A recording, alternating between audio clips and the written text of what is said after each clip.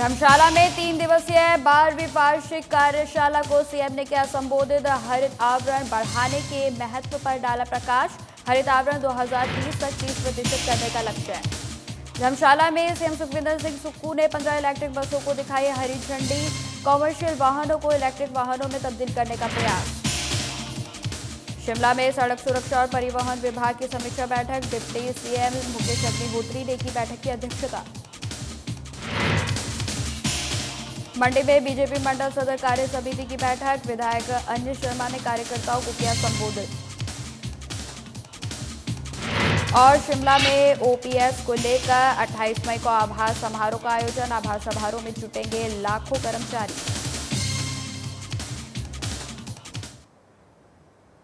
नमस्कार, स्वागत है आप सभी का हिमाचल की खबरों में। मैं आपके साथ निकिता कश्यप। बुलेटिन की शुरुआत करते हैं। मुख्यमंत्री ठाकुर सुखविंदर सिंह सुक्खू आजकल कांगड़ा के प्रवास पर हैं। वह 31 मई तक कांगड़ा में रहेंगे। कांगड़ा प्रवास के दूसरे दिन मुख्यमंत्री ने जापान इंटरनेशनल कॉरपोरेशन एजेंसी की सहायता प्राप्त वानिकी और प्राकृतिक संसाधन प्रबंधन परियोजनाओं की 3 दिवसीय 12वीं वार्षिक कार्यशाला को संबोधित किया। धर्मशाला से वर्चुअल रूप से बोलते हुए उन्होंने हिमाचल प्रदेश में हरित आवरण बढ़ाने के महत्व पर प्रकाश डाला और कहा कि वर्तमान में प्रदेश में लगभग 28% हरित आवरण है और इसे 2030 तक बढ़ाकर 30% करने का लक्ष्य है।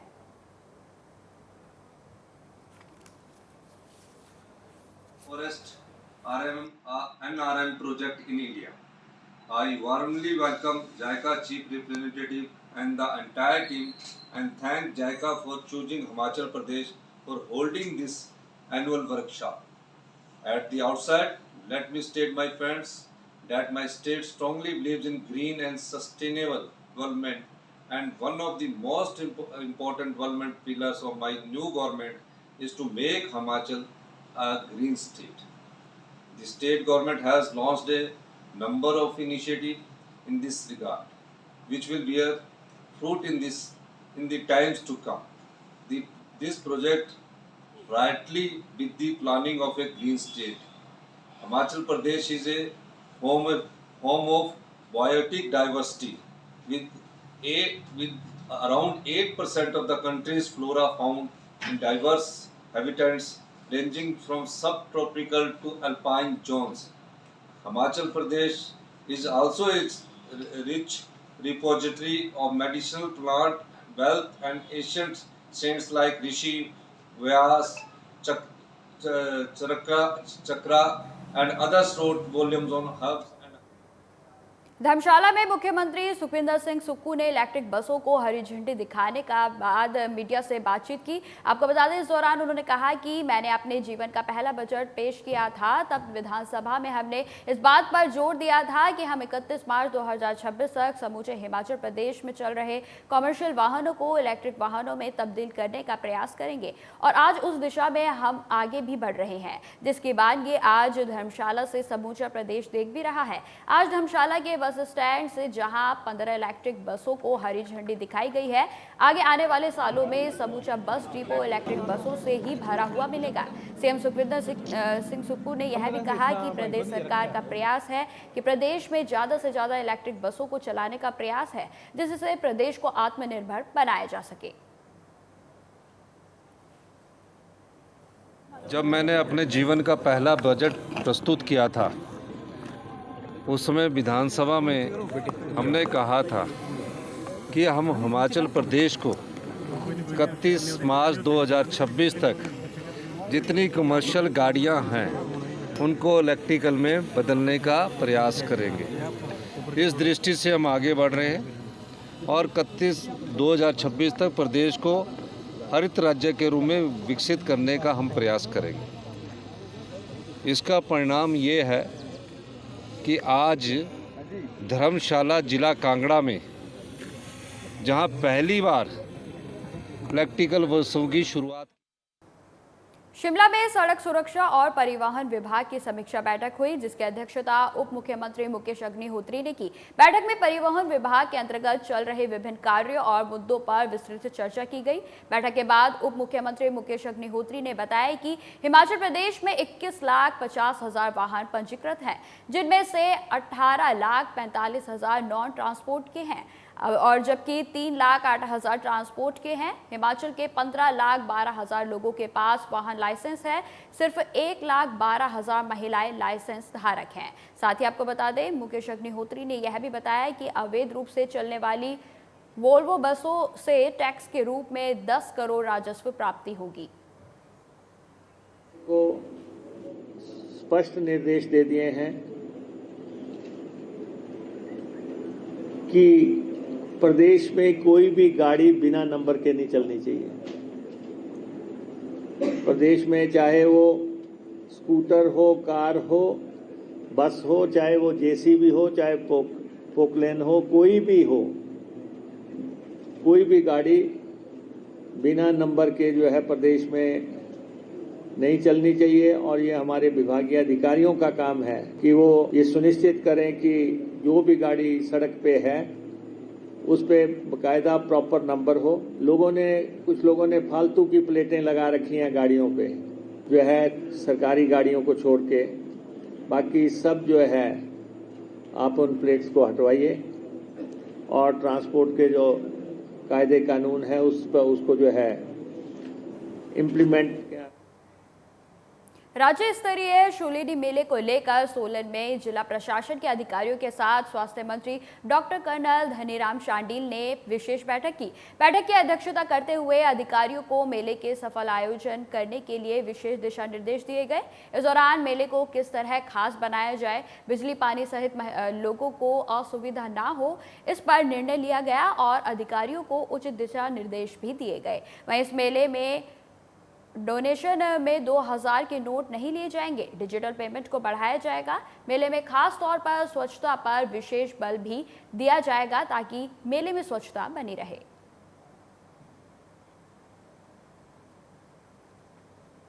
हमारे जो मुख्यमंत्री महोदय उन्हीं से जैसे परंपरागत रूप में होगा, इस बार भी हम पहला दिन हमारे आदरणीय मुख्यमंत्री महोदय ही शुभारंभ करेंगे और हमको विशेष महिलाओं की रस्साकसी होगी। ठीक कहा आपने, महिलाओं की रस्साकसी पहले कभी नहीं हुई। जो आज प्रोग्राम आया बड़ा अच्छा सुझाव था।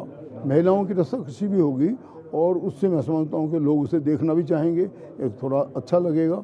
वैसे तो हमारी जो मैं समझता हूँ कि लगभग वैसे ही करेंगे, परंतु ये है कि हम विशेष। ढालपुर में पत्रकारों से बातचीत के दौरान कांग्रेस कमेटी के अध्यक्ष प्रतिभा सिंह ने 2000 के नोटबंदी को लेकर जमकर हमला बोला। उन्होंने कहा कि इससे पहले भी बीजेपी सरकार ने नोटबंदी की थी और नोटबंदी का खामियाजा देश की गरीब जनता को भुगतना पड़ा था। लोग कई दिनों तक लंबी लंबी लाइनों में लगे रहे और कई लोगों का कारोबार बुरी तरह से प्रभावित हुआ। सांसद प्रतिभा सिंह का कहना है कि अब एक बार फिर से केंद्र सरकार ने यह फरमान जारी किया है कि 2000 के नोट बंद किए जाएंगे। वहीं जिन लोगों के पास 2000 के नोट हैं वे इसे बैंक में जमा करवा सकते हैं। ऐसे में अब बैंकों में भी लोगों को 2000 का नोट जमा करने के लिए फॉर्म भरकर लंबी लाइनों में लगना होगा। केंद्र सरकार के द्वारा जो यह फैसला लिया गया है वह जनता के हित में बिल्कुल भी नहीं है। कि कोई बड़ा अच्छा फैसला है। पिछली बार आप नोटबंदी की तो कितने लोग सड़कों पर आए, जिनका रोजगार छिन गया, जिनकी रोटी रोजी छिन गई, जिनका कारोबार छिन गया और वो त्राही करते रहे, पर केंद्र सरकार ने उसके ऊपर गौर नहीं किया। अब और एक कदम उठा लिया कि 2000 का नोट हम बैन करने जा रहे हैं। इससे भी कितने लोगों को उसका प्रभाव पड़ेगा, कितने लोग उससे त्रस्त होंगे। तो ये कोई बड़ा अच्छा निर्णय। मंडी में बीजेपी मंडल सदर कार्य समिति की बैठक आयोजित की गई। बैठक जिसकी अध्यक्षता में सदर विधायक अनिल शर्मा ने की। आपको बता दें कि इसके बाद विधायक अनिल शर्मा ने कार्यकर्ताओं को संबोधित करते हुए कहा कि प्रदेश की भोली भाली जनता को कांग्रेस ने गारंटियों के नाम पर ठग कर सत्ता हथियाने के बाद जनता को भूलकर आकंठ भ्रष्टाचार में डुबा दिया है। आपको बता दें, उन्होंने कहा कि प्रधानमंत्री नरेंद्र मोदी के नेतृत्व में प्रदेश को अनेकों उपहार मिले हैं, जिनका लाभ हिमाचल को प्रत्यक्ष रूप से मिला है। उन्होंने पार्टी पदाधिकारियों और कार्यकर्ताओं से आह्वान किया है कि 30 मई से 30 जून तक प्रधानमंत्री के काम और केंद्र सरकार की योजनाओं से लोगों तक को लेकर जाएं और जिसमें सभी कार्यकर्ता अपनी भागीदारी सुनिश्चित करवाएं। उन्होंने कार्यकर्ताओं से आग्रह किया है कि आज से ही आगामी लोकसभा चुनाव की तैयारी में जुट जाएं और केंद्र सरकार की उपलब्धियों और वर्तमान कांग्रेस प्रदेश सरकार की विफलताओं को जनता के बीच जोरदार तरीके से लेकर जाएं। हो रही है वो आदरणीय मोदी जी के 30 मई को जो हमारे 9 साल जो पूरे होने जा रहे हैं, उसके लिए एक कार्य हमारे लिए सौंपा गया है पूरे प्रदेश के अंदर, देश के अंदर, कि आपने 30 मई से 30 जून तक विशेषकर अभियान जो है चलाना है। मंडल में जो हमारे बूथ स्तर से लेकर हर स्तर तक जो है उसको स्ट्रेंथन करना, और जो कार्यक्रम 9 साल के अंदर आदरणीय मोदी जी के माध्यम से पूरे देश के अंदर जो चलाए गए, पूरे देश के अंदर गरीबों के लिए, आम जनता के लिए जो कार्यक्रम है उसको जो है लोगों तक पहुंचाना भी है। और जो बड़ी बड़ी योजनाएं जो केंद्र सरकार के माध्यम से पूरे देश के अंदर चली और प्रदेश के अंदर चली, उसके लिए जो है प्रदेश सरकार ने कर्मचारियों से किए वादों को पूरा करते हुए पुरानी पेंशन योजना का बहाल कर दिया है, जिनके लिए नई पेंशन स्कीम कर्मचारी महासंघ आगामी 28 मई को धर्मशाला में आभार समारोह का आयोजन किया जा रहा है, जिसमें प्रदेश सरकार के मुख्यमंत्री सहित पूरे मंत्रिमंडल का भव्य स्वागत और आभार व्यक्त किया जाएगा। इस आभार समारोह में प्रदेश भर से 1 लाख कर्मचारी आभार समारोह में जुटेंगे, जिसके लिए जिले भर से तैयारियों का दौर शुरू कर दिया गया है। जहाँ तक सवाल पेंशन का है, जब पेंशन का मुद्दा हमारा उठा है तो स्वाभाविक तौर से हम तो सबकी ही पेंशन का समर्थन करते हैं। अभी उसके बाद ट्रांसपोर्ट का उसमें सेटलमेंट हो गया है। आपने इलेक्ट्रिसिटी बोर्ड की बात करी, इलेक्ट्रिसिटी बोर्ड की भी वार्ता विचाराधीन चली है। अभी जो उनके पदाधिकारी थे हमारे साथ भी जो है वो जुड़े रहे और अभी चल रहा है, उसमें हमें उम्मीद है उसमें भी कुछ सकारात्मक रिजल्ट जो है सामने आए। हिमाचल प्रदेश सरकार द्वारा पुरानी पेंशन को बहाल किया गया है, लेकिन बिजली बोर्ड के कर्मचारियों को अभी तक इसके दायरे से बाहर रखा गया है, जिसके चलते बोर्ड के कर्मचारियों में खासा रोष है। आपको बता दें कि बोर्ड के कर्मचारियों ने आज ओपीएस बहाली की मांग को लेकर बिजली बोर्ड मुख्यालय कुमार हाउस के बाहर विशाल धरना प्रदर्शन किया और बिजली बोर्ड के अधिकारियों पर कर्मचारियों के हक को मारने का आरोप लगाया। साथ ही ओपीएस बहाली की अधिसूचना जारी नहीं पर आंदोलन करने की भी चेतावनी दी गई।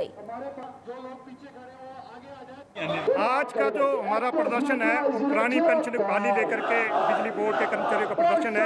हम आपको कहना चाहेंगे, स्टेट में जो जितने कर भी कॉरपोरेशन है, जहां आपका सीसीएस पेंशन रूल 172 है और ओल्ड पेंशन है, वहां सभी महकमे में पुरानी पेंशन बहाल हो गई है। वो आपका एचआरटीसी हो, वो आपका एमसी हो, एजुकेशन बोर्ड हो, ये महकमे ऐसे महकमे जहाँ पुरानी पेंशन 195 में लागू हुई है, लेकिन बिजली बोर्ड में पुरानी पेंशन 172 से है। वो सभी महकमे में पेंशन मिल गई है जो 95 के बाद जहाँ जहाँ पुरानी पेंशन हुई है, लेकिन बिजली बोर्ड के कर्मचारी अभी उससे महफूज है। इसी करके कर्मचारियों में भारी क्रोश है। इसी मांग को लेकर के यहाँ कुमार हाउस के प्रांगण में आज एक विरोध प्रदर्शन किया जा रहा है।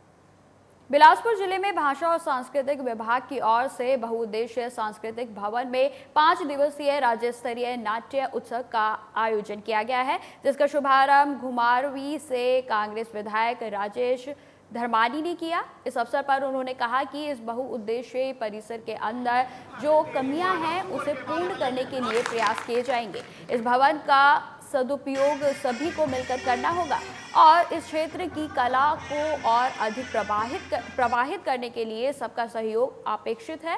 उन्होंने यह भी कहा कि मानव के विकास के लिए कला और सांस्कृतिक का समावेश होना अत्यंत आवश्यक है, जिसका सकारात्मक व सार्थक उपयोग भाषा, कला एवं सांस्कृतिक विभाग द्वारा किया जा रहा है। आज यहाँ पे जो ये महोत्सव चल रहा है रंग महोत्सव चल रहा है बिलासपुर में 5 दिन का। इसमें आज मेरा नाटक था मैट्रिक। हम लोगों ने सोलन से आके परफॉर्म किया और मुझे लगता है कि हिमाचल के लिए बहुत ही अच्छी चीज़ है। हिमाचल के कलाकारों को स्टेज मिल रहा है, हिमाचल के कलाकारों को एक अपनी जितनी भी कला है उसको प्रदर्शित करने का मौका मिल रहा है। तो हर जिला में इस तरह के कार्यक्रम होने चाहिए ताकि जितने भी कलाकार हैं वो प्रोत्साहित हों और उनकी कला में निखार आए। इस तरह के कार्यक्रम जो हमारे यहाँ स्थानीय कलाकार हैं और कुलदीप जी हैं, हमारे डोगरा जी हैं, सोनी जी हैं, पीछे हमारे उपाध्याय जी बैठे हैं, जो विशेष जिन लोगों की रुचि होती है वो आपका योगदान इसमें कर सकते हैं। अगर इनको इन्वॉल्व करें और पब्लिक इन्वॉल्वमेंट की बदले हम बड़े बड़े काम करने में सफल हो जाते हैं। हर महीने एक इवेंट भी हो जाए वो समाज में एक अलग तरह का वातावरण पैदा करता है। एक प्रदेश में किसानों और बागवानों की आमदनी बढ़ाने और उनके खेतों के उचित प्रयोग के लिए सकारात्मक सरकार की तरफ से महक योजना शुरू की गई है। इसके तहत किसानों और बागवानों को औषधीय और सुगंधित फूलों की खेती से जोड़ा जा रहा है। इस योजना में किसान अपने खेतों में औषधीय और सुगंधित पौधे और फूल लगा सकते हैं। इसके अलावा भी वे अपने बगीचे या खेतों में अन्य फसलों के साथ साथ इनकी खेती कर सकते हैं। आपको बता दें कि इस योजना में कई प्रकार की खेती की जा रही है, जैसे रोजमेरी फूल, लेमन ग्रास इत्यादि पर 50% तक उपदान भी प्रदान किया जा रहा है। बागवानी विभाग इसकी खेती के लिए धोलाकुआ पुष्प केंद्र के सहयोग से किसानों को प्रशिक्षण भी देता है और इसके अलावा उन्हें एक्सपोजर विजिट पर भी भेजा जाता है। और एरोमेटिक प्लांट का एक स्कीम चली हुई है जिसके अंतर्गत लोगों की आमदनी बढ़ाने के लिए सुगंधित और औषधीय पौधों की खेती के लिए उद्यान विभाग और हिमाचल सरकार द्वारा 50% की अनुदान राशि प्रदान की जा रही है। इसके अंतर्गत जैसे आप रोजमेरी, रोजेनेरियम, मिंट्स पुदीना, लेमन ग्रास और वाइल्ड मैरीगोल्ड की खेती। फिलहाल इस बुलेटिन में इतना ही। खबरों की और भी जानकारी के लिए बने रहे हमारे साथ। नमस्कार।